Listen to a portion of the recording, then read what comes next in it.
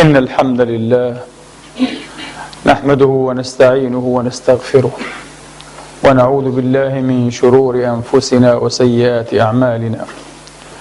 من يهده الله فلا مضل له ومن يضلل فلا هادي له، وأشهد أن لا إله إلا الله وحده لا شريك له ولا نظير له ولا مثال له، وأشهد أن سيدنا ونبينا وحبيبنا محمدا عبد الله ورسوله وصفوته من خلقه وأمينه على وحيه ونجيبه من عباده، صلى الله تعالى عليه وعلى آله الطيبين الطاهرين وصحابته المباركين الميامين وأتباعهم بإحسان إلى يوم الدين وسلم تسليما كثيرا.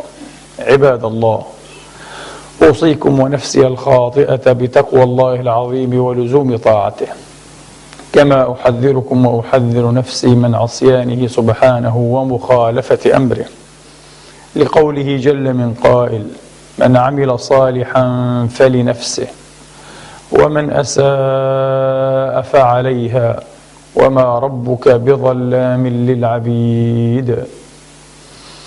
ثم أما بعد، أيها الإخوة المسلمون الأحباب، أيتها الأخوات المسلمات الفاضلات، يقول الله سبحانه وتعالى في كتابه الكريم بعد أن أعوذ بالله من الشيطان الرجيم: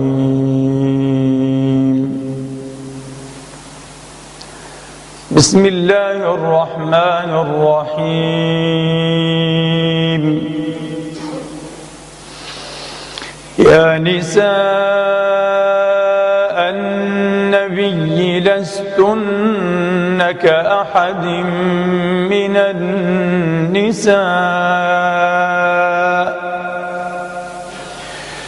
إن اتقيتن فلا تخضعن بالقول فيطمع الذي في قلبه مرض، وقلن قولا معروفا. إن اتقيتن فلا تخضعن بالقول فيطمع الذي في قلبه مرض، وقلن قولا معروفا. وقرن في بيوتكن ولا تبرجن تبرج الجاهلية الأولى، وأقمنا الصلاة وآتينا الزكاة وأطعنا الله ورسوله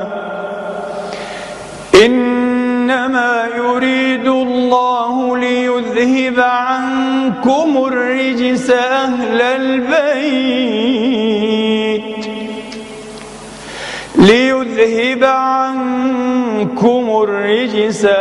البيت ويطهركم تطهيرا. إنما يريد الله ليذهب عنكم الرجس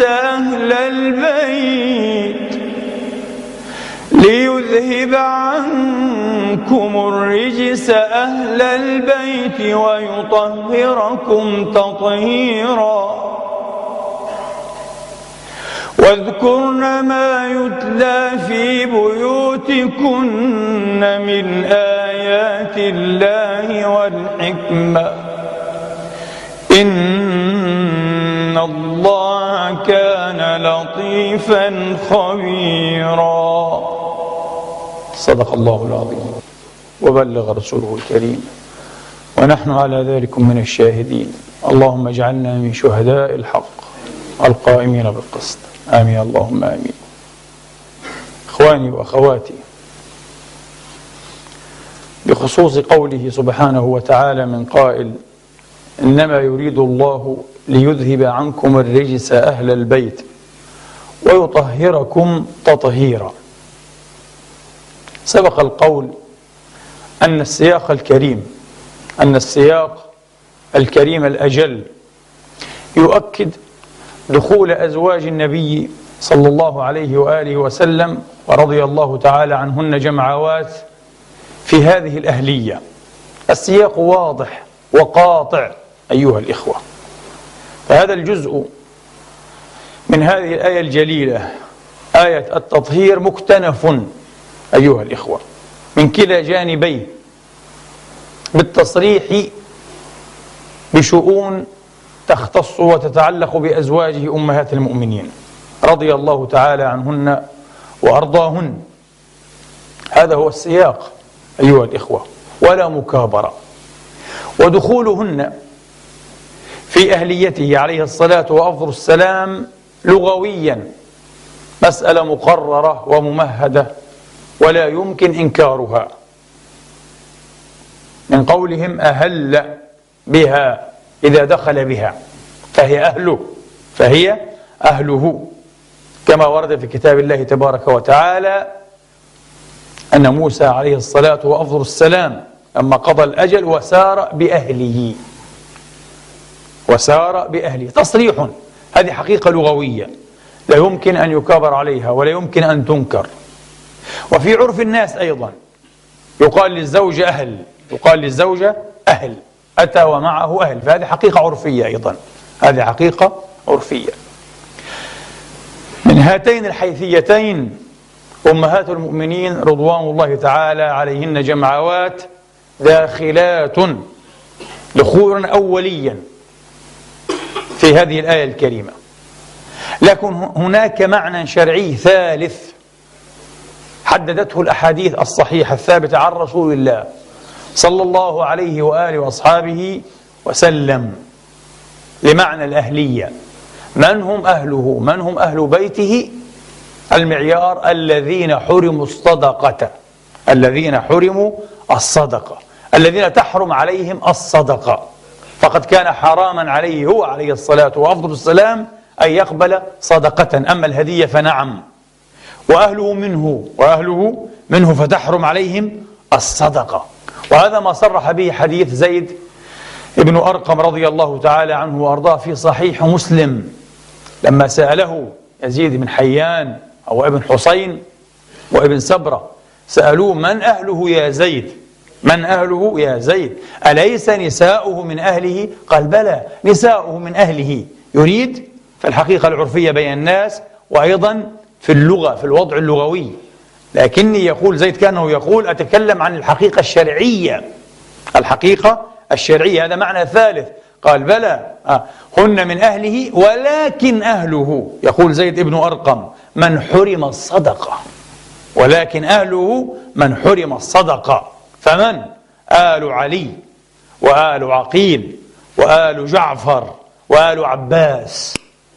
وفي الرواية التي أوردها مسلم بعد هذه مباشرة يقول زيد ابن أرقم معللا لقوله رضي الله عنه وأرضاه: وإن المرأة تعيش أو تكون مع الرجل الدهر، أو قال العصر، المدة المتمادية، فإذا فارقها لحقت بأهلها.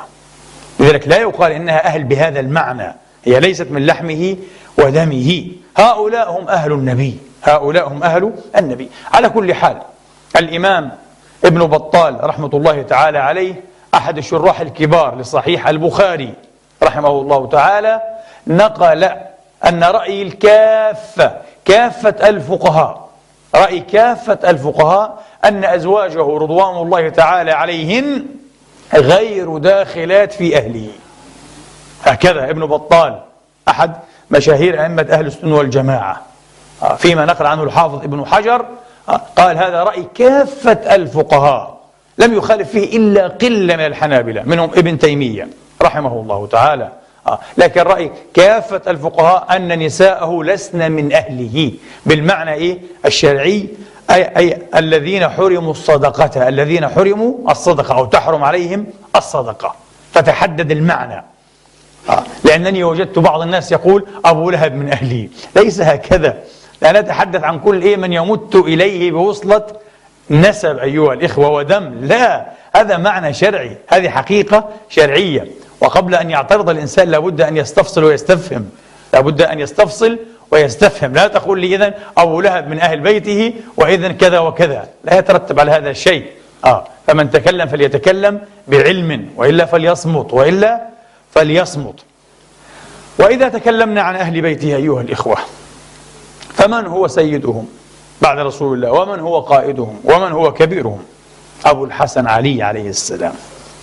هل هو أفضل من أبناء رسول الله، أبناء فاطمة بنت محمد عليهم السلام أجمعين؟ نعم، بشهادة رسول الله صلى الله عليه وآله وسلم الذي قال: وأبوهما خير منهما، وأبوهما خير منهما.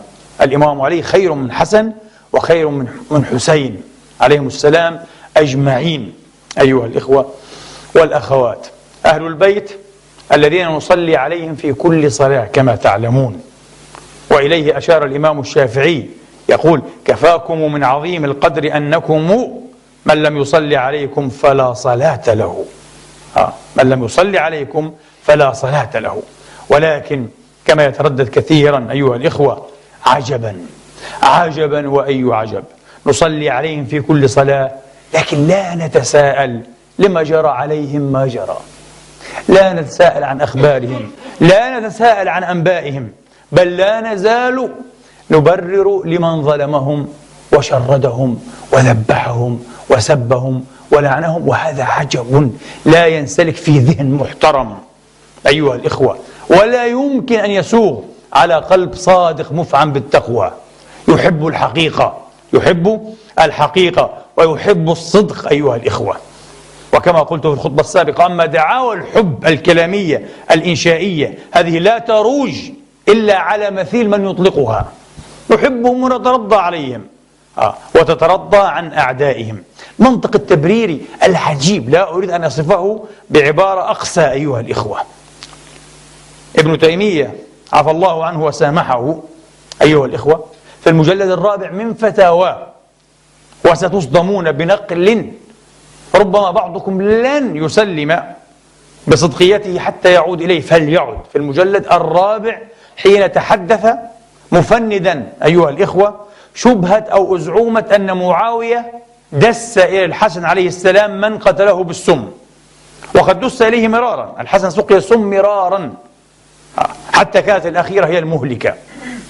أعلى الله مقامه في عليين مع جده أيها الإخوة وسائر النبيين والمرسلين. فابن تيمية أتى بوجوه كثيرة ليفند هذه الأزعومة.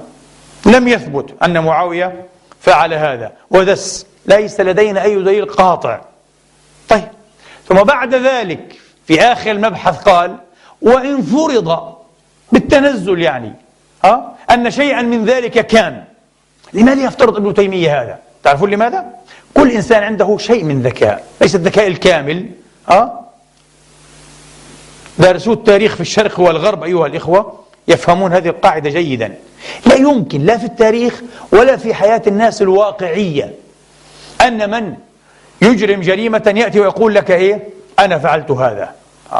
خاصة إذا كان ذا سلطان، كان متسلطا أيها الإخوة والأمور بيده، أو حتى يسمح لمن ضلع في هذه المؤامرة أو يتيح له الفرصة أن يبدي ذلك، لأنه يعلم أن نهايته هي الهلاك المحتم والإجهاز التام.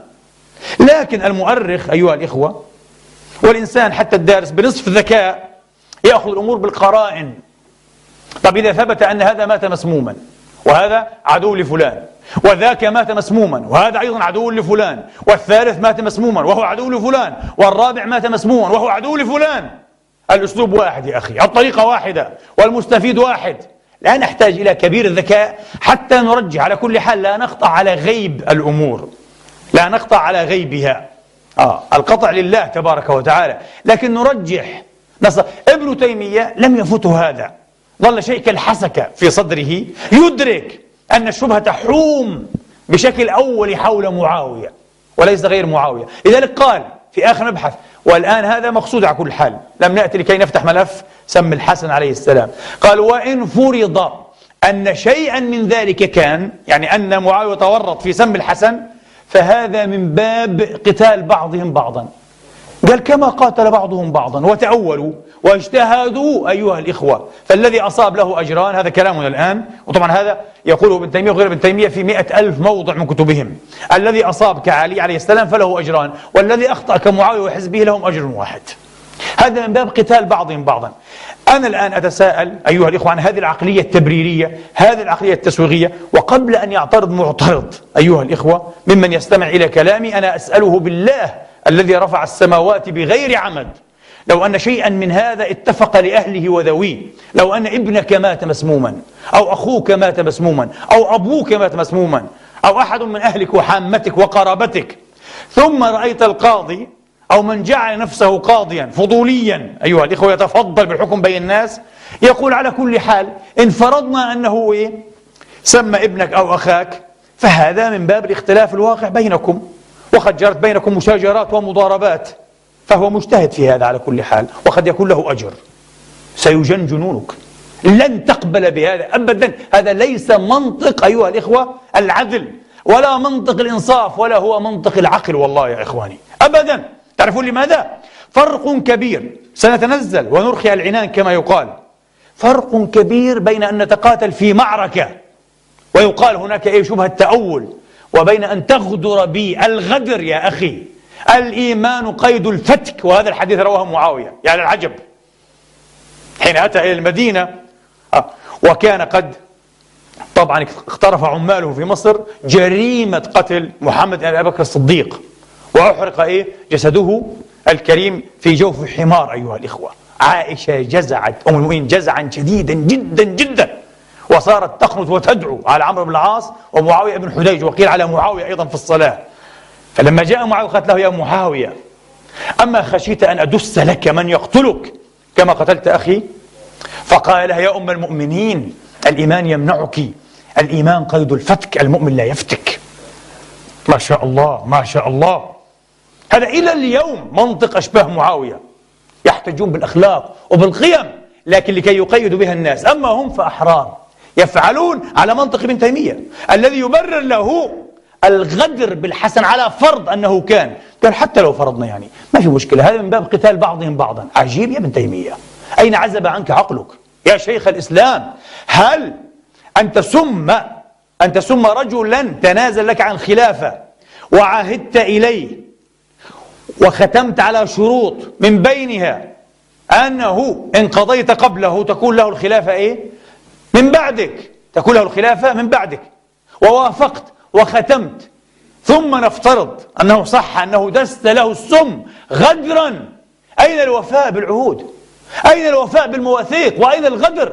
كلام ابن تيمية فقط عن موضوع اجتهد فأخطأ من باب قتال بعض بعضا. لا والله الذي لا إله إلا هو ليس من باب قتال بعضهم بعضا. أتحدى من يقوم يقول هو من باب قتال بعض بعضا كشيخ الإسلام ابن تيمية. أتحدى رجل عنده مسكة عقل يردد هذا الكلام الفارغ. لكن أيها الإخوة ما الذي يحدث؟ ما الذي حدث؟ هذا الذي يجنن. لذلك أنا لا أستطيع حتى أن أترك هذا الموضوع الآن. الذي حدث أن آل بيت رسول الله عليهم السلام أجمعين كانوا وما زالوا مضطهدين. وحين أقول هذا الكلام يخرج لي بعض الناس تريد أن تشككنا في حبنا. يا ما شاء الله عليك، تحب أنت متأكد أنك تحب أهل البيت؟ تحبهم ويروج عليك هذا الكلام ومثله؟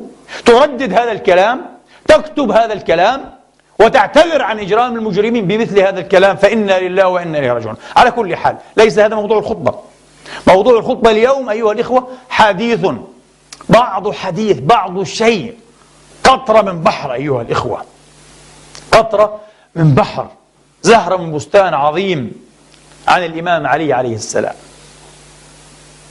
الإمام الذي خصه المفكر والأديب اللبناني جورج جرداق بموسوعته من 5 أجزاء.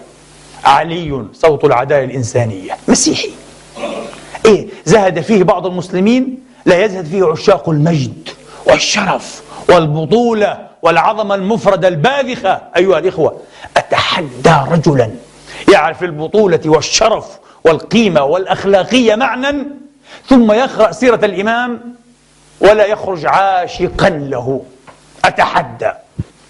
أتحدى رجلا في العالمين يعرف ما معنى البطولة، ما معنى الشرف، ما معنى الأخلاقية أيها الإخوة؟ ما معنى الإيمان الوثيق؟ ما معنى اليقين العميق؟ ما معنى الرجولة؟ ما معنى عفة النفس أيها الإخوة؟ بطولة النفس. ويقرأ أبا الحسن ثم هو لا يعشقه، مستحيل والله العظيم مستحيل.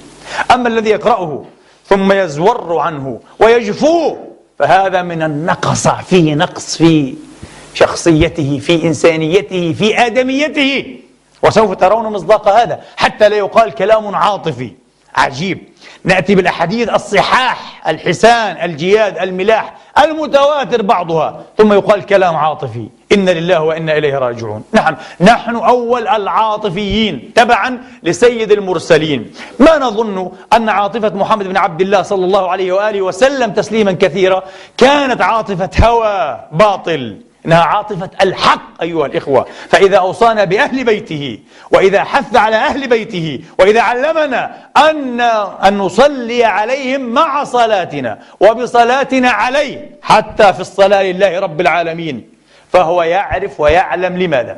لكن تريدون البرهان المفصل، علي أول هذه البراهين، علي أكبر هذه البراهين. اقرأوا عليا وستعلمون لماذا حث النبي على أهل بيته، ولماذا قطع وقرر أنهم مع الحق أيها الإخوة. علي مع الحق يدور حيث دار، وأن الكتاب والعترة لا يفترقان حتى يرد عليه الحوض يوم القيامة، هكذا. ولماذا يقف في الناس، في ألوف الناس أيها الإخوة، ويقول من كنت مولاه فعلي مولاه، اللهم وال من والاه وعاد من عاده. جميل جدا. الطريق لاحبة واسعة ومتضحة ولائحة. من أراد أن يفوز أيها الإخوة بحب الله وموالاة الله ورسوله، هذا الطريق. من أراد أن يبوء بالخسران بمعاداة رب العالمين، تلكم الطريق الشمال موجودة. عاد أهل البيت تنكر لهم نافق أعدائهم أيها الإخوة. وكما أقول دائما، اليوم ننافق في القرن ال15 ولا سيوف شاهرة ولا بدر حاضرة. لكن بعض الناس عندهم بدر حاضرة أيها الإخوة، هناك بدر حاضرة، فلوس تجري شلالات أيها الإخوة، شلالات لكي تزور الحقائق ويزيف ما بقي من وعي المسلمين. لكن بحمد الله، الله تبارك وتعالى يأبى إلا أن يطلع قرن الحقيقة دائما، وبالحق. الحقيقة تفرض نفسها، لا يمكن أن تغتال. سأسألكم، إذا قيل الإمام، إذا ذكر الصحابة وقيل الإمام، إلى من يتبادر اللفظ مباشرة لدى كل المسلمين سنة وشيعة؟ إلى أبي الحسنين، إلى أبي الحسن. إذا قيل الإمام علي. لماذا الأمة أعطته هذا اللقب هكذا سنة وشيعة؟ فإذا قيل الإمام عرفنا الإمام علي. لا يقال صاحب رسول الله علي بن أبي طالب، لا معاوية صاحب وعلي صاحب، لا الأمة لا تقبل هذه الأخدوعة، لا تقبل هذا الكذب البارد. الإمام أمير المؤمنين. الإمام النسائي يكتب كتابه العظيم واختصره خصائص أمير المؤمنين علي عليه السلام. أمير المؤمنين نعم. والإمام لماذا كان علي إماما؟ لأنه ابن عم رسول الله؟ ألأنه تربى في حجره منذ نعومة أظفاره؟ ألأنه زوج البتول ابنته الزهراء عليه السلام؟ لهذا ولغيره كثير أيها الإخوة. أحيانا علينا أن نفهم أن التفاضل لا يكون بالمواهب، هناك مواهب، لكن يكون بالإنجازات أيها الإخوة. ليس الأحد أن يتطلع على غيره ولا أن يمتاز لأنه طويل، يقول أنا طويل 1.90 سنتي، هذه موهبة إلهية. طويل أهبل، ماذا نفعل؟ طويل هبيل يعني، وحتى طويل قوي، ماذا نفعل بك؟ لا. واحد آخر يقول لك صوتي جميل، شكلي، ماذا نفعل بصوتك وصوتك؟ هذه موهبة إلهية يعني. هناك كفار صوتهم أجمل من صوتك يعني، هذه موهبة. واحد شكله صبوح جميل، ماذا نفعل بشكلك يا أخي؟ أو بشعرك الطويل والمرسل، ماذا نفعل بهذا؟ أو ابن فلان من عائلة فلان، ماذا نفعل بنسبك؟ أين إنجازاتك؟ إن الفتى من قال ها أنا ذا، ليس الفتى من قال كان أبي. ماذا نفعل؟ أنت ابن فلان وابن علان وابن الأسرة الفلانية، ماذا نفعل بهذا؟ وبشكلك وبطولك وبعرضك، هذه مواهب إلهية، هذه مواهب الله يختص أعطاها للكافر والمسلم. في كفار أحسن منك في هذه المواهب، أليس كذلك؟ بدك القوة، بدك الطول، بدك الجمال، بدك كذا، في كفار أحسن منك. في الذكاء والعبقرية الكفار أذكى في أشياء كثيرة يا أخي. ما عندناش واحد أينشتاين ثاني، احنا ما عندناش كذا، كفة ما في مشكلة. الإنجازات والإنجازات في نظرنا، أحب أن أكون واضحا أيها الإخوة، أعشق الوضوح وأعشق أن الناس تفكر بوضوح، لأنه في الوضوح في النور يمتاز الحق من الباطل. لكن في الغبش والغموض والإغماض الأمور تتداخل، لا يستطيع الإنسان أن يميز ولا أن يفرق.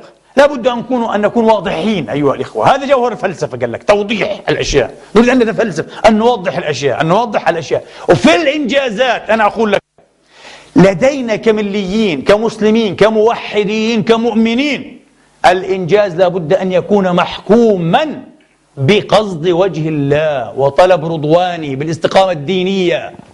لا تقل لي جاهدوا قاتلوا فتح، يا أخي هتلر فتح، نابليون فتح أكثر منك، الإسكندر فتح، تقول لي فتح البلاد للإسلام، فتح البلاد وقتل الفاتحين، رؤوس الفتح قتلوهم ذبحوهم، فتح البلاد وأخذ عباد الله خولا وجعل أموالهم دولا وخلى الدين دغلا، وفتح البلاد.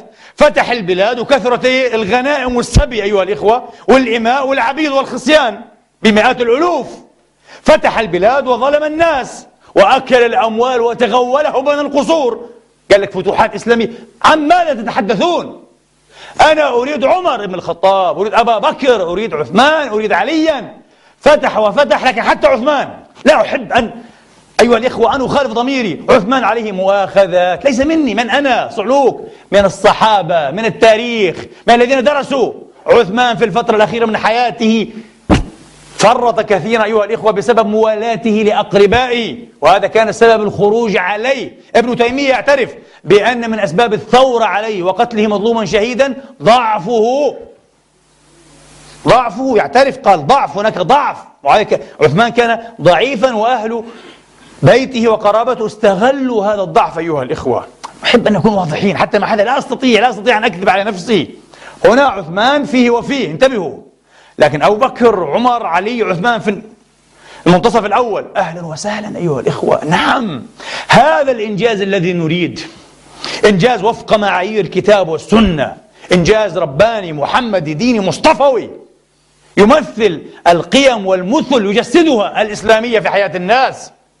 وأول ما تجسدت هذه القيم في شخوص هؤلاء الأكارم العظام، الشيخين وعثمان وعلي، هذا هو. لكن لا تقول لي بعد ذلك فتح. فتحوا الظلم وخرب العالم، تقول لي فتح. تذهب الفتوح وتجيء أيها الإخوة، تؤثل العروش وتثل، تفتح البلاد وتضيع. يبقى المبدأ، تبقى القيمة أيها الإخوة، يبقى الحق، يبقى المعنى. نحن نريد الحق، نريد المعنى، لا نريد من يضحك علينا ويزور عقولنا. سئمنا، مللنا والله العظيم أيها الإخوة، حتى الثمالة من هذا الاستحماق. ونأتي إلى أبي الحسن، لأن الحديث عنه يطول ولا ينقضي الدهر ولا ينقضي الحديث عن أبي حسن عليه السلام.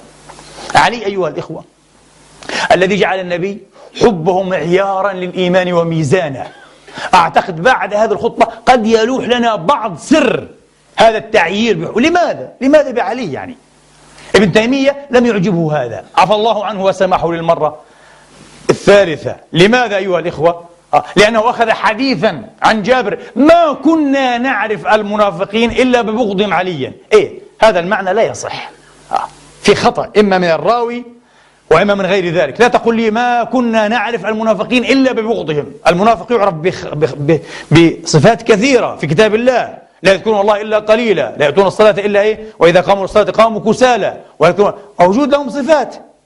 ابن تيمية فقط أخذ هنا. طيب يا ابن تيمية، والأحاديث الأخرى الصحيحة، هناك أحاديث صحيحة عن علي وعن زيد وعن أبي سعيد وعن جابر صحيحة، لكن ليس في صيغتها ما كنا نعرف. لا، كنا نعرف المنافقين ببغضهم عليا. النبي قال: لا يحبك إلا مؤمن، لا يبغضك إلا منافق. ماذا تفعل؟ هذه أحاديث صحيحة والمعنى صحيح. هو ترك هذه الأحاديث كأنه لا يعرفها، معناها في الصحيح، وكأنه لم يسمع بها. شيء غريب يا أخي. لماذا تدس الحقيقة؟ نضحك على من نحن؟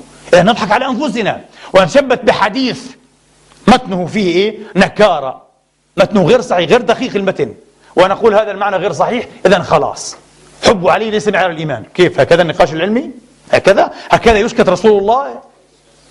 إنا لله وإنا إليه راجعون، إنا لله وإنا إليه راجعون. كان علي أيها الإخوة والأخوات أول هاشمي يولد لهاشميين، أبوه هاشمي وهو أبو طالب سيد البطحاء، وأمه هاشمية وهي فاطمة بنت أسد. فاطمة بنت أسد ابن هاشم ابن عبد مناف رضي الله تعالى عنها وأرضاها. أم حيدرة أم علي أيها الإخوة. ثاني امرأة أسلمت بعد خديجة أم المؤمنين. نعم، هذا لا نسمع به كثيرا. كل ما يتعلق بأهل البيت لا يسمع به كثيرا. انتبهوا، اختبروا. كل من قاتل مع علي استثناء فئة يسير جدا من الصحابة الكبار حتى المهاجرين السابقين البدريين الذين قاتلوا مع علي في الجمل وصفين، أحاديثهم قليلة جدا جدا جدا، حصار علمي وأدبي على أحاديثهم. تسمعون بالأرقم ابن أبي الأرقم المخزومي، هذا من أول يوم أيها الإخوة، هذا سابق، وهذا شهد بدرا وأحد والمشاهد وقاتل مع علي في صفين. لا نكاد نسمع منه ولا عنه شيئا. المكنة الإعلامية لبني أمية غيبته بالكامل. ممنوع. سعد بن أبي وقاص لم يقاتل مع علي وكان من المعتزلين، لكن لم يرضى مرة واحدة كما في صحيح مسلم بسب علي ورد على معاوية وعلى غير معاوية، ودائما كان يقول هذا، ولا يرى نفسه أهلا للخلافة قبل علي أيها الإخوة. ولذلك مات ميتة مشبوهة. سعد يقال مات مسموما، طبعا لم يمت ميتة عادية، مات ميتة مشبوهة وأحاديثه قليلة. وسعد من السابقين الأولين من الستة الأوائل. يا أخي، أين حديث سعد؟ أين أحاديث سعد؟ شيء يا أخي يثير 1000 سؤال وسؤال والله العظيم، أليس كذلك؟ نعم، شيء غريب. عليكم أن تبحثوا هذا وأن تختبروا بأنفسكم. تقول فاطمة بنت أسد رضوان الله تعالى عليه وعليه السلام، تقول: كنت ذات يوم قاصدة إلى هبل، أول صنم أقيم للأسف في الحرم هذا، تبا له ولمن أقامه، ومعي هدي، ولم تدري أنها حامل، كانت حاملا لا يدرى بهذا، حمل في أول أيام أو أسابيعه. قالت: فلقيني محمد قبل أن يبعث عليه الصلاة وأفضل السلام، فلقيني وقال: يا أمه، يعني يا أمي، يا أمه، أعلمك شيئا تكتمين علي؟ فقلت: أجل. فقال: خذي هذا الهدي وقولي: كفرت بهبل وآمنت بالله وحده لا شريك له. لا تقربي الهبل، نبي موحدا كان. ففعلت، فلم تشعر بعد أشهر إلا وقد استبان حملها. فلما وضعته أتى النبي فطلبه، حمله بيديه وسماه عليا، هو ابن التوحيد من أول يوم، من أول لحظة وفي وطن أمه. حال الله بينه وبين أن تقرب قربانا لهبل ببركة إرشاد رسول الله. أخذت بكلامه، قالت: وذلك لما أعلم من صدقه، قبل أن يكون نبيا تعرف أنه صادق في كل شيء، إذا نصح لك، إذا أرشدك، إذا دلك عليه السلام لا يدلك إلا على خير. وسماه عليا، وكانت أمه أسمته حيدرة، فغلب عليه اسم النبي، النبي سماه عليا أكثر من حيدرة. قالت: وأعطاه لسانه، أمصه لسانه حتى نام، إذا ريقه اختلط بريق النبي من أول وهلة. وأصابت قريشا أيها الإخوة شدة ومؤونة أجهدتها جدا، فاتفق النبي وعباس على أن يخفف عن أبي طالب أخي العباس عم النبي، فأخذ النبي عليا وهو أصغر أولاد أبي طالب، وأخذ العباس عقيلة أيها الإخوة، هكذا. فبقي في حجر النبي، غذاه بلبانه أيها الإخوة، كان قدوة له من أول يوم منذ نعومة أظفاره. لما نبئ عليه الصلاة وأفضل السلام دون أن يستشير أباه، وافق النبي مباشرة على دينه وتوحيده، وانشرح صدره بالإسلام، صدره الكبير صدر أبي الحسن، شرح صدره على صغر سنه، قيل كان في حوالي 9، بعضهم قال ابن 6 إلى ابن 14. لو أخذنا في المتوسط نقول في 9، كان في حوالي 9 لأول عهده بالإسلام. وكانت أمه ثاني امرأة تعلن الإسلام عليه السلام، فاطمة بنت أسد، التي أدلاها رسول الله بيده في حفرتها ودعا لها، ونام قبلها في قبرها النبي، ثم بعد ذلك أدلاها في قبرها. نعم، أم الإمام علي عليهما السلام، هكذا. طيب، الإمام علي أيها الإخوة إذا ذكرت البطولة والنجدة والبأس والجهاد، لا فتى إلا علي، لا سيف إلا ذو الفقار، ولا فتى إلا علي. ورددها المسلمون يوم خيبر. يوم بدر تعرفون ما الذي حدث أيها الإخوة، معروف، لا نطيل ولا نطول بذكره. يوم أحد أيها الإخوة صرع البطل العظيم مصعب ابن عمير رضي الله تعالى عنه وأرضاه بعد أن أبدى عن وجه البطولة أيها الإخوة. أعرب عن بطولة باذخة مصعب واستشهد، وقع اللواء فتناوله علي باليمين، لواء المسلمين أيها الإخوة.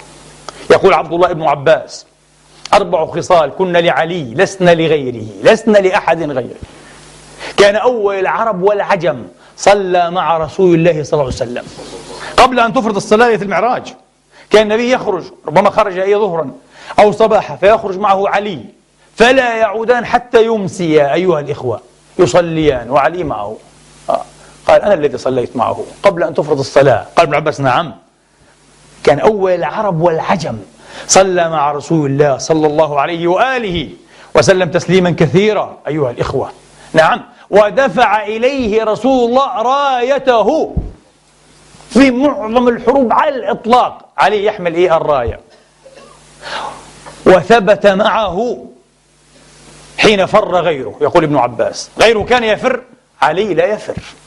ولا يوم حنين ولا مرة لم تسجل على علي أيها الإخوة أنه فر مرة، لم يفر مرة واحدة. وتولى طبعا مع عمه العباس غسله ودفنه. الذي أدلاه ودفنه عمه والإمام علي. الصحابة كانوا مشغولين بأمر الخلافة في السقيفة، هو كان مع رسول الله في هذه اللحظة الحرجة. قال: هذه خصال، قال ليست إلا لعلي، ليست إلا، وهناك خصال كثيرة، خصاله بالمئين، خصاله بالمئين، والأحاديث الصحاح في حقه بالمئين. يقول عبد الله ابن الإمام أحمد رضي الله عنهما ابن حنبل، يقول: سألت أبي: يا أبتي، ما هذه الأحاديث في فضائل معاوية؟ في حديث في فضائل معاوية والآن يقرعوننا بها، أين أنتم من فضائل معاوية؟ بكلمة واحدة دون الدخول في التفصيل. التفصيل له المحاضرات الموسعة في عشرات الساعات. لم يصح في فضل معاوية حديث واحد بخصوصه، لم يصح. أحاديث كثيرة، وابن حجر مال إلى هذا في فتح الباري. هذا هو الحق، لم يصح. الإمام أحمد أشار إلى هذا. ابنه يسأله عن فضائل معاوية فقال: يا بني بدنا نتكلم، مع أنه الكلام كان صعبا. يا بني، إن عليا كان رجلا له أعداء، ففتش له أعداؤه عن عيب فلم يجدوا. وناهيك بهذا والله العظيم، ناهيك برجل لم يجد له أعداؤه عيبا. نعم، نحن لا نقول كالشيعة أنه معصوم، ليس بالمعصوم، لكن نقول: دلونا على أخطائه وعيوبه. أين أخطأ؟ أين العيب في علي؟ أحمد بن حنبل يقول: فتش له أعداؤه عن عيب فلم يجدوا له عيبا، فعمدوا إلى رجل عاداه، يعني معاوية بن أبي سفيان، هذا أكبر عدو لعلي كان في وقته، فعمدوا إلى رجل كما كان أبو سفيان أكبر عدو للرسول قبل أن يسلم، هكذا كما صار يزيد أكبر عدو للحسين وقتله، قتل الله يزيد. أعوذ بالله، أعوذ بكلمات الله التامات من شر ما خلق. هكذا إذا ذكر يزيد هكذا نقول: أعوذ بكلمات الله التامات من شر ما خلق. إذا ذكر هذا اليزيد المنقوص المنكور المحقور. نعم. قال: فعمدوا إلى رجل من أعدائه فافتروا له فضائل كيادا بعلي، عشان يكيدوا علي وأتباع علي. ألفوا فضائل لمعاوية. قال: ما في منه. الإمام أحمد يقول: ما في منه، ما في أحاديث صحيحة في فضل معاوية بن أبي سفيان، هكذا بشكل واضح. فنعود إلى الإمام علي. يوم أحد أيها الإخوة تلقى الراية باليمين وسيفه بالأخرى، وجعل يصول ويجول، فإذا بحامل راية المشركين سعد بن أبي طلحة يحمل الراية، وكان فارسا مغوارا، وقال: يا أتباع محمد، هل من مبارز؟ ألستم تزعمون أنكم تعجلون بأسيافكم إلى النار ونعجلكم بأسيافنا إلى الجنة فاخرجوا إليه، هل من مبارز؟ سمعه علي، والأمر كان هزة عظيمة. تعرفون في أحد ماذا حدث؟ فقال له أنا لها، أنا لك يا ابن أبي طلحة، والله لا أريم حتى أعجلك بسيفي هذا إلى النار، قال له، حتى تعرف من أتباع محمد. ما في، تصاول جولة فاختلفا ضربتين. الإمام علي ظل واقفا وجرح جراحات كثيرة يوم أحد سأتحدث عنها، وسقط الرجل فهوى عليه بسيفه لكي يجلله بالعار والشنار والموت إلى النار، فبدت سوءته كأنه أبدى عنها، فانصرف علي الحيي الذي ما رأى عورة قط أيها الإخوة، فقيل له لما لم تدفف علي، لما لم تجهز علي؟ قال بدت سوءته فعطفني عليه رحم. شو الفارس هذا؟ هذا مش فارس غدار ولا جبان ولا نقاض للعهود ولا دساس ولا صاحب أخاديع ولا يرشي الناس عن ضمائرهم أبدا. في مثل هذه المعمعة الحمراء بطولة، شرف نفس، مجادة عرق، نبل أصل أيها الإخوة. هذا علي كيف يجمع البطولة والقوة والبأس والشجاعة أيها الإخوة إلى الرحمة والعفة واللطف والمعدلة أيها الإخوة. شيء غير طبيعي، شيء غير عادي. النبي كان يدرك هذا تماما، وسوف يأتيكم البرهان. قال بدت سوءته فعطفني عليه رحم، فعطفني عليه رحمه قرشي فتركته. الله أكبر يا أبا الحسن، إيه يا ابن أبي طالب، شيء لا يصدق. مثل هذا اتفق لعمرو بن العاص في صفين. في صفين تموت الناس بالمئات بالعشرات بالألوف أيها الإخوة، وما أدراك ما صفين أو ما صفون على رأي بعضهم أيها الإخوة، شيء مخيف. وعلي يذوب كالملح في الماء لما يقتل المسلمون سواء من أهل الشام أو من العراق، فبعث إلى معاوية يا معاوية لما يقتل الناس بيني وبينك، هلا برزت إلي، نتبارز نحن الاثنان، نحن القائدان. فمن قتل صاحبه ظفر بالخلافة، يأخذ الإمارة هذه. ويعرف علي، يعرف هذه خدوعة. قال هذه خدوعة الصبي أو خدعة الصبي عن اللبن. تقول لي دم عثمان، هذا أكبر كذب. هذا نعرف، كل الناس تعرف هذا، إلا الذين يعبدون معاوية هكذا من دون الحقيقة. يقول لك لا اجتهد فأخطأ وبده يطالب، كلام فرع على كل حال. فعلي قال له هذه خدعة الصبي عن اللبن، نعرف هذا، نتبارز. فقال معاوية عمرو بن العاص ما تقول يا أبا عبد الله؟ قال لقد أنصفك الرجل، ابرز إليه. فغضب معاوية، قال والله يا ابن النابغة ما أردت إلا موتي. يا خبيث، قال له أنت يا عمرو تريد أن أموت؟ طبعا عمرو بن العاص بداهي أيضا من دهاة العرب الأربعة، يريد أن يموت فيصبح هو المطالب أيها الإخوة، وربما يفوز بالخلافة. عنده كان برضو عين على الخلافة، على الإمارة. فلكي يدرأ عمرو غضبة معاوية هذه الغضبة الكبرى، قال أنا مبارز عليا غدا، أنا حنزل له. فسكت معاوية، ممتاز، انزل له. لكن من ذا الذي صارع عليا أيها الإخوة فعاد سالما أبدا؟ مجندي الأبطال، من ألقابه قتال الأقران أبدا. يقول علامة أبو الخطاب ابن دحية أيها الإخوة في كتابه عن صفين، المحاكمة أهل صفين، يقول كان إذا استعلى قد وإذا استعرض قط. فيه انضرب من فوق هكذا كما ضرب مرحب وسيأتيكم في الخندق، من النصف يقد الإنسان مباشرة، يقد رأسه وربما شيئا من جسمه، وإذا استعرضه قطعه مباشرة. قوة غير طبيعية. يمشي بتؤدى وأدب، فإذا مشى إلى خصمه يهرول معه السيف يهرول. شيء مخيف طبعا. فعمر لابد أن يدرع عن نفسه هذه الغضبة، وطبعا ما هي إلا جولات يسيرة. وعمرو بن العاص فارس كبير معروف مشهود له، مشهود له، حتى كان في الأرض أهوى عليه بسيفه الإمام علي فأبدى عن سوءته فتركه. كان معاوية دائما يعيره بها، وليس من الشرف، ليس من البر أن يدرأ المرء عن نفسه الذل أيها الإخوة بمثل هذا، كما درأها بسوءته يوما عمرو، يقول أبو فراس الحمداني، كما درأها يوما بسوءته عمرو، لكن تركه علي هكذا. النبي يعلم هذه الخصلة في أبي الحسن، قوة إلى رحمة إلى لطف. كيف؟ أبو سفيان أيها الإخوة لما نخضت قريش عهدها مع رسول الله بعد الحديبية باعتداء على خزاعة خلفاء الرسول، حلفاء الرسول أسقط في يد سيد كنانة أبي سفيان، خلاص هي الحرب إذن أبدا. فأتى إلى المدينة، أتى إلى المدينة كله خزي وضعف واستكانة، يتعرض المسلمين يفرون من أمامه، لا أحد يكلمه. جاء إلى أبو بكر: يا أبا بكر اشفع لي عند محمد. قال: ما أنا بفاعل، لا أريد. يا عمر يا ابن الخطاب يا أبا حفص اشفع لي عند محمد. قال: أنا أشفع لكم. الفاروق قال: أنا والله لو لم أجد إلا الذر لجاهدتكم به. مستحيل، قال له، ليس عمر من يشفع لكم، تبا لكم إلى آخر الدار. فلن يبقى إلا أن يأتي أبا الحسن، فأتاه في بيته وعنده بنت رسول الله البتول الزهراء فاطمة عليهم السلام أجمعين، والحسن عليه السلام يدب بين يديها.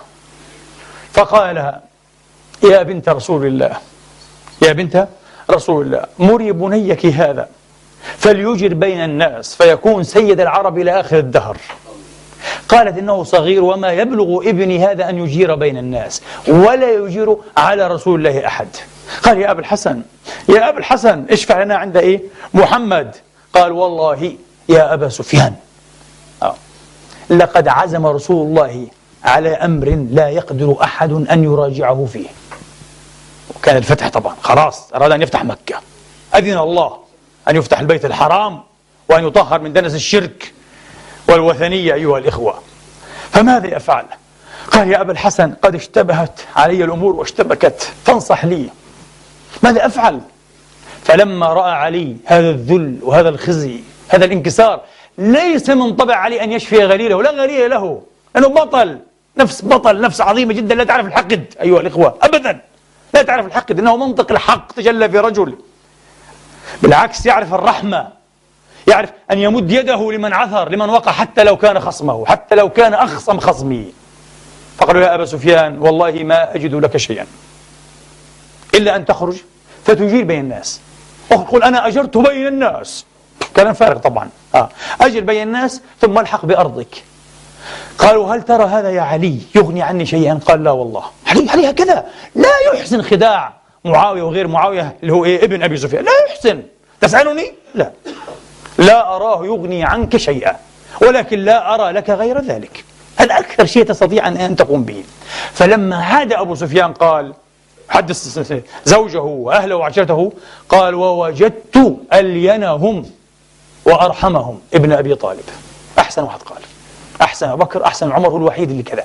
هل علي في رحمة عجيب، في رقة، تواضع، شخصية غير عادية. بعد فتح مكة بعث النبي صلى الله عليه وسلم خالد بن أبي الوليد رضوان الله تعالى عليه إلى تهامة للدعوة وليس للغزو.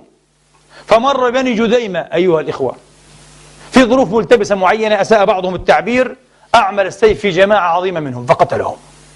لما بلغ الخبر الرسول صلى الله عليه وسلم غضب الرسول وحزن جدا، ورفع يديه وقال: اللهم إني أبرأ إليك مما فعل خالد 3 مرات. لكن يعلم أن خالد لم يتعمد هذا، أن تسرع، كما قال عمر بعد ذلك رضي الله عليه: سيف خالد فيه رهق، فارس متسرع ليس كعلي يتسرع يرتكب أخطاء، فيه رهق. لذلك النبي قرر أن يديهم، أن يدفع دياتهم. قال: تعال يا علي خذ هذه الأموال واغدو إلى بني جذيمة وانظر في الأمر واحكم واجعل أمر الجاهلية تحت قدميك. فعلا ما في حكم لله، ما في ثارات الجاهلية ولا أحقاد الجاهلية، وأبدا أبدا احكم بما يرضي الله لنا وعلينا، ما في. واجعل أمر الجاهلية تحت قدميك. الله أكبر. يوم فتح مكة المشهور أن الذي كان حاملا للواء المسلمين، لواء رسول الله الذي كان حاملا، هو الإمام علي. النبي دفع إليه لواءه يوم فتح مكة. وقيل أيها الإخوة لم يكن علي هو الحامل، لكن هذا ضعيف.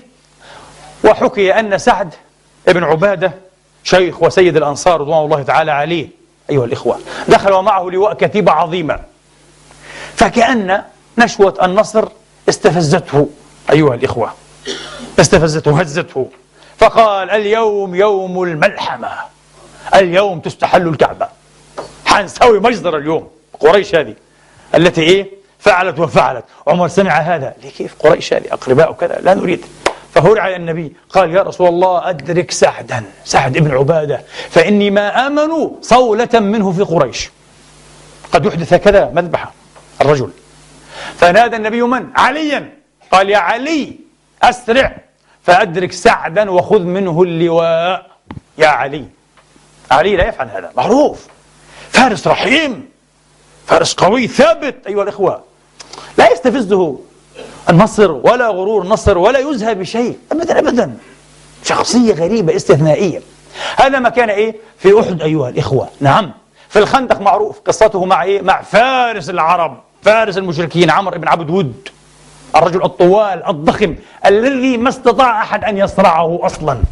شو الغريب هذا الرجل، لأن الكبر وزه أيها أدار عقله، جعل يترقب في جماعة قليلة، نفر من فرسان الجاهلية من فرسان قريش أيها الإخوة، ثغرة في الخندق حتى وجدها، فاقتحم بفرسه ومن معه حتى صار إزاء المسلمين. هكذا تحدي، مبارزة طبعا، شرف البطولة، لا أحد يرميه بسهم، ممنوع، هذه المبارزة. وقال هل من مبارز؟ أرم الصحابة لم يجرؤ أحد أن يقول أنا، من يقول لعمرو بن عبد ود ولا أحد، وعلي يقول أنا يا رسول الله. اسكت يا علي، اجلس، هذا عمرو، يقول له هذا عمرو يا علي، مش إنسان عادي هذا. هل من مبارز يبكت المسلمين؟ ألستم تزعمون أنكم إيه تروحون إلى الجنة وأن فهل من مبارز؟ هكذا يكسر نفوسهم الصحابة، ولا واحد. علي أنا يا رسول الله. في المرة الثالثة أذن له ودعا له، اذهب. علي شاب صغير وهذا فارس مخضرم. فلما رآه قال له علي عليه السلام يا عمرو ألست قد درجت على أنه لا يخيرك أحد بين خلتين إلا أجبته إلى إحداهما؟ شوف، يريد أن يدعوه في البداية، مش استعراض عضلات. قال بلى، نعم، هذه طريقتي، هذه عادتي. قال فإني أدعوك إلى الله ورسوله والإسلام. قال لا حاجة لي، غضب، لا حاجة لي. الآن صار ضد عادته، يعني رجل كريم كان عنده نوع من الكرم، كرم النفس والمجادة أيضا. لا تدعو إلا خصلتين، إلا إيه؟ أجابك إلى إيه؟ واحدة منهما. قال لا أريد الإسلام، لا أريد. قال فإني أدعوك إلى إيه؟ النزال، إذا نازلني. فضحك، تبسم عمرو. فالإمام علي كان ربعة، لم يكن طويلا، والعرب كانوا بشكل عام فيهم طول. الإمام علي كان ربعة لأنه كان ممتلئا كالأسد كالليث يمشي على الأرض. وهذا رجل طوال. تبسم وقال ألست ابن أبي طالب؟ قال نعم. بلى. قال أبوك كان صاحبا لي، صديقا لي، وإني والله ولات، قال والعياذ بالله، وإني ولات لا أحب أن أهريق دمك. اذهب يا ابن أخي، عفوت عنك. قال أنا أحب أن أهريق دمك، أنا سأقتلك. فغضب عمرو، استحمق، غضب، فنزل عن فرسه فعقره، قتل الفرس، ثم صاول عليا، فإذا بعلي يتصدى له كالسد المنيع أيها الإخوة. صولة من أعظم ما رأى الفرسان، وما هي إلا جولات يسيرة، وإذا بالرجل سقط على الأرض يتشحط في دمه، قتله علي، صرعه. فكبر رسول الله وكبر المسلمون، وعاد علي يتهلل وجهه بالبشر والسرور بالنصر الممكن المظفور أيها الإخوة بعزة الله، واعتنقه النبي. استقبله شاعرهم وقيل هو للإمام علي: نصر الحجارة من سفاهة رأيه، ونصرت رب محمد بصواب، لا تحسبن الله خاذل دينه ونبيه معشر الأحزاب. نصر إلهي. وفي يوم الخندق وما أدراكم، عفوا هذا في الخندق، وفي يوم خيبر وما أدراكم ما خيبر، حصون منيعة، الحصن الذي كان فيه مرحب فارس اليهود الأكبر والأشرس، مرحب مشهور بالفتك. يبعث النبي في المرة الأولى أبا بكر على رأس فرقة كتيبة، فعادوا ولم يفتح عليهم، صعب، حصن منيع جدا المحال. في المرة التالية يبعث عمر بن الخطاب على رأس كتيبة، يعود عمر ولا فتح. فيقول النبي بلهجة الواثق بوعد الله ومدده: لأعطين الراية غدا رجلا يحب الله ورسوله ويحبه الله ورسوله يفتح عليه. الله أكبر، قال عمر: فلم أتمنى الإمارة ولم أتطاول إليها إلا يومئذ رجاء أن أكون ممن يحبه الله ورسوله. حبيت هذه الإمارة، شهادة، هذا أعظم تاج، هذا أعظم نيشان، أعظم شهادة على الإطلاق، ويحبه الله ورسوله. قال: فلما أصبح جعلت أستشرف له، يعلو بصدرها، شوفني لكون نسيني يا رسول الله، أنا عمر يقول رضي الله عنه وأرضاه. قال: فقال: أين علي؟ الله أكبر، أين علي؟ قالوا: هو بخير يشتكي عينيه. فدعا به فأتي به وهذا بين رجلين، فبصق في عينيه النبي فعوفي أبدا، عاد يرى ما فيه، شوف معجزات النبوية. بصق في عينيه ودفع إليه اللواء ودعا له وبشره بأن الله يفتح عليه. نترك الآن الحكاية والرواية لأبي رافع مولى رسول الله صلى الله عليه وآله وأصحابه وسلم، ورضي الله عن أبي رافع. يقول أبو رافع: وذهب علي مع جماعته أيها الإخوة وقال لهم صاحبهم: أنا علي ابن أبي طالب، اللي بيعرفني بيعرفني، أنا علي فارس العرب، فارس كامل. الخبراء في الفروسية يقولون علي فارس كامل، مش 3-4 فارس، مش نصف فارس، في نصف فارس، في ربع فارس، فارس كامل. أنا علي ابن أبي طالب. فباغته مرحب بضربة أطارت ترسه من يده، ضاع الترس. ماذا يفعل علي الآن؟ لا ترس في يده، وهذا فارس اليهود، هذا في خيبر.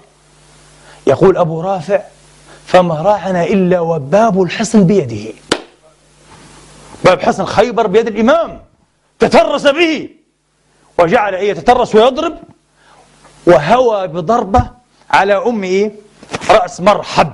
قالوا: حتى سمعنا صوت سيفه اصطك بأسنانه، فلق رأسه ورجع إلى أسنانه، قتله في لحظة من فوره، وكبر علي الله أكبر حين قتل مرحب فارس اليهود، وفتح الحصن وكبر المسلمون أيها الإخوة. يقول أبو رافع: فوالله لقد ذهبت وأنا و7 من أصحابي، من أصحاب رسول الله المجاهدين، نحاول تحريك الباب على الأرض، نريد أن نحمله فما استطعنا. 8 رجال لم يستطيعوا أن يحركوا هذا الباب. كيف حملته بيد واحدة وكنت تترس به؟ هذا علي أخي، قوة ربانية، مدد إلهي، فارس الإسلام هذا عليه السلام. هذا من جهة الفروسية أيها الإخوة، من جهة الفروسية. أما من جهة الزهد، وقد شهد له عمر بن عبد العزيز رضي الله عنه وأرضاه، قال: أزهد الناس علي بن أبي طالب. لماذا؟ أنا فكرت في هذا كثيرا. أليس أبو بكر من الزاهدين؟ عاش ومات زاهدا. اقرأوا كيف مات أبو بكر. أبو بكر حتى كفن في ثوبه الذي. أليس عمر من الزاهدين؟ معروف عمر ومرقعة عمر وعيش عمر وحياة عمر رضي الله تعالى عنهما. ليش يقول عمر بن عبد العزيز علي أزهد الناس؟ لم يلح لي أيها الإخوة جوابا عن هذا إلا لأنه شاركهم أيها الإخوة، نعم، في الزهد في كل طيبات الدنيا، وشاركهم وانفرد من بينهم ومن دونهم أيها الإخوة في أنه زهد فيما كان يراه حقا له، وهو الخلافة. نحن نشهد ونقر هذا في صحيح البخاري. اقرأوا في غزوة خيبر حديث عائشة أم المؤمنين رضي الله عنها في قصة فداك وغضب فاطمة وامتناع علي من البيعة 6 أشهر. هذا هو الصحيح في صحيح البخاري.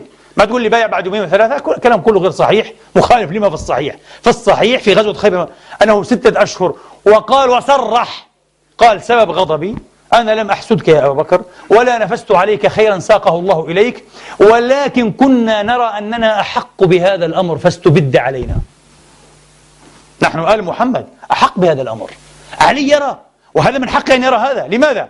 لأن أبا بكر وعمر وأبا عبيدة رضي الله عنهم وارضاهم احتجوا على الأنصار بأنهم من قريش، وقريش يكون في هذا الأمر. جميل جدا، بنفس المنطق أنا لست قرشيا، أنا من آل محمد، أنا أقرب الناس إليه، إذا أنا أحق بالخلافة. إذا كانت هذه حجة لكم فأنا أحق، أليس كذلك؟ علي صرح في صحيح البخاري بأنه كان يرى أنه أحق بهذا الأمر.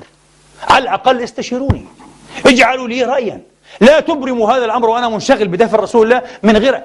ولكنه رضوان الله عليه وعليه السلام رضي وبايع بعد ذلك وجاهد تحت إمرتهم وخلافته، أليس كذلك؟ ونصح لهم وقضى لهم وكان لهم خير معوان وخير نصير. هذا أعظم زهد، هذا الذي فهمته من كلام عمر بن عبد العزيز. الرجل زهد حتى في الخلافة، سامح بما يراه، هذا اجتهاده. ما يجيش واحد صعلوك يقول لي لا كان مخطئا، أقول له قطع الله لسانك. كان مخطئا، ما ظلش إلا أنت يا صعلوك تخطئ أبو الحسن، ما شاء الله، تعالوا أعلمه كيف يزهد في الدنيا هكذا على طريقة فلان وعلان. قل له لا، هذا من أخطاء علي كما قال من أخطاء فاطمة. إيه؟ قال فاطمة تخطئ، فاطمة فيها قوادح كثيرة والله العظيم، كلام يقشعر له يا أخي بدني. يقول لك فاطمة وصحابة آخرون فيهم قوادح كثيرة. جزاك الله عن نبيك خير الجزاء، جزاك الله عن نبيك في ابنته، في ذريته خير الجزاء، وأنت تقول قوادح كثيرة. أنت المنزه يا أخي، لا كنت ولا كان علمك، لا نريدك ولا نريد علمك ولا فتواك يا أخي. ما هذا؟ إيه هذا خطأ في علي أن يرى نفسه أحق. هذا اجتهاد علي يا حبيبي، جاهدت جهاده، سبقت سبقه، زهدت في الدنيا زهده، لديك علمه، لديك فصاحته، لديك قرابته، لديك ماذا؟ حتى تتقدم بيديه وتخطئه. ما أعظم هذه الجراءة؟ إن دلت فإنما تدل على شيء نقص في العقل وشيء في القلب أيها الإخوة. رضي الله عن حسن البصري الذي سئل عنه فقال لقد كان والله سهما صائبا من مرام الله في أعدائه. علي كان سهما والله صائبا من مرام الله في أعدائه. لذلك قال ابن عباس أيها الإخوة، قال لم يكن لأحد من أصحاب رسول الله نكاية في المشركين كعلي. أعظم صحابي أيها الإخوة أوتر به المشركون هو علي بن أبي طالب، هو الذي جندل خيرة فرسانهم في المعارك، معروف. لذلك كرهته قريش، كرهته ورغبت عنه لأنها موتورة معه، الكل يعرف هذا. يقول ابن عباس أيها الإخوة أعظمهم نكاية في المشركين، قال كان والله سهما صائبا من مرام الله في أعدائه، وما كان لمال الله سروقة، ولا كان بالنومة عن أمر الله، أقام من كتاب الله عزائمه حتى فاز منه برياض مونقة، وكان رباني هذه الأمة، أو قال رهباني هذه الأمة، وذا فضلها وذا سابقتها وذا قرابتها، ذلكم علي ابن أبي طالب. الله أكبر. الحسن البصري قال بدكم علي؟ هذا هو علي. لذلك يروي الإمام عياض، أدري لعلي ذكرت هذا في الخطبة السابقة نسيت، يروي عياض أيها الإخوة في الشفاء عن أبي بكر بن عياش يقول لو جاءني أبو بكر وعمر وعلي لبدأت بعلي، ولأن أخر من السماء، ذكرت وحين تذكرت، ولأن أخر من السماء أيها الإخوة أحب إلي من أن أقدمهما عليه لقرابته من رسول الله. إن الله جعل ذرية كل نبي من صلبه، وأبى أن يجعل ذريتي إلا من صلب علي، يقول النبي، هذا الحق. ذرية محمد وآل محمد الذين نصلي عليهم كل يوم أيها الإخوة كذا وكذا مرة هم من صلب علي، حتى تأتي فتخطئ علي. علي كان يرى أنه الأحق، هذا رأيه وهذا اجتهاده، نبخع ونخشع ونحترم هذا أيها الإخوة، هذا رأيه، وصرح به أنه الصادق الأبر، لا يكذب لا يراوغ لا يدعي. قال كنا نرى أننا أحق بهذا الأمر فاستبد علينا، استبددتم من دوننا، لم تأخذوا رأينا، هذا الذي أغضبنا وأحزننا، وعنده الحق أن يغضب وأن يحزن، لا يحزن بباطل هو عليه السلام، ولكنه سامح وأغضى وقال هذا أمر من أمور الدنيا. شو الإمارة هذه؟ هذا أمر سخت به نفوس أقوام وشحت به نفوس آخرين، قال أنا سخوت به، أنا تنازلت. أعظم زهد. لذلك يقول عمر بن عبد العزيز أزهد الناس علي بن أبي طالب رضي الله عنه وأرضاه. للأسف أدركنا الوقت ونحن في البداية، نسأل الله أن يتيح لنا فرصة أخرى نكمل هذا الحديث المهيب الخشوع الجليل عن هذا الإمام البطل، وعن هذا السابق، وعن هذا القدوة أيها الإخوة الذي سيبقى ما بقيت الدنيا أيها الإخوة قدوة لطلاب المعالي وقصاد المجد. أقول قولي هذا وأستغفر الله لي ولكم فاستغفروه.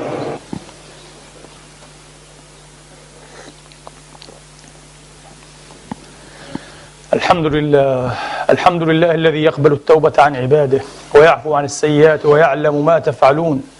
ويستجيب الذين آمنوا وعملوا الصالحات ويزيدهم من فضله، والكافرون لهم عذاب شديد. وأشهد أن لا إله إلا الله وحده لا شريك له، وأشهد أن محمدا عبده ورسوله صلى الله تعالى عليه وعلى آله وأصحابه وسلم تسليما كثيرا.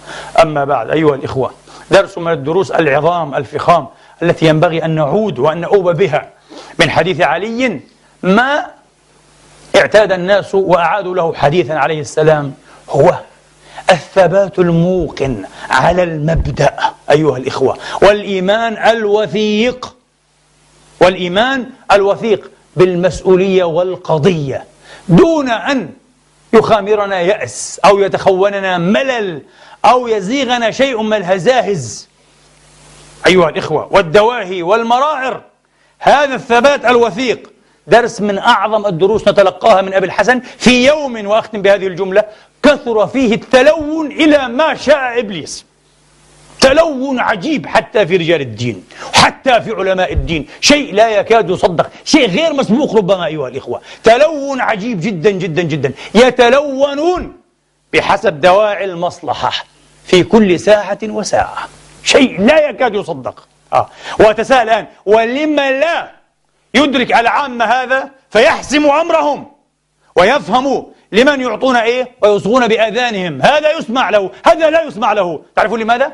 لأن ثقافتنا مسممة، والله ثقافتنا معطوبة.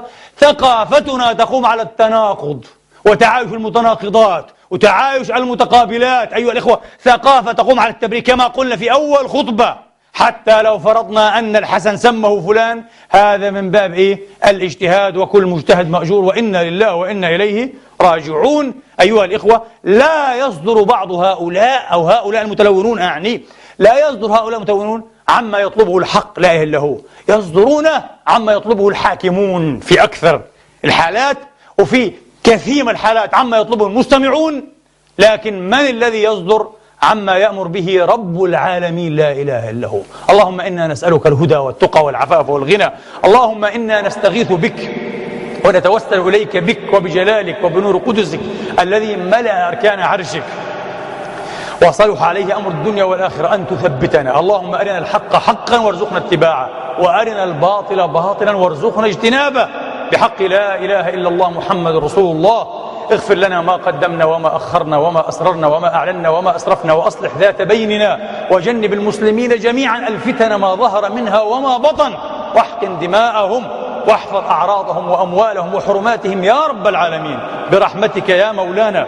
عباد الله، إن الله يأمر بالعدل والإحسان وإيتاء ذي القربى وينهى عن الفحشاء والمنكر والبغي، يعظكم لعلكم تذكرون، وأقم الصلاة.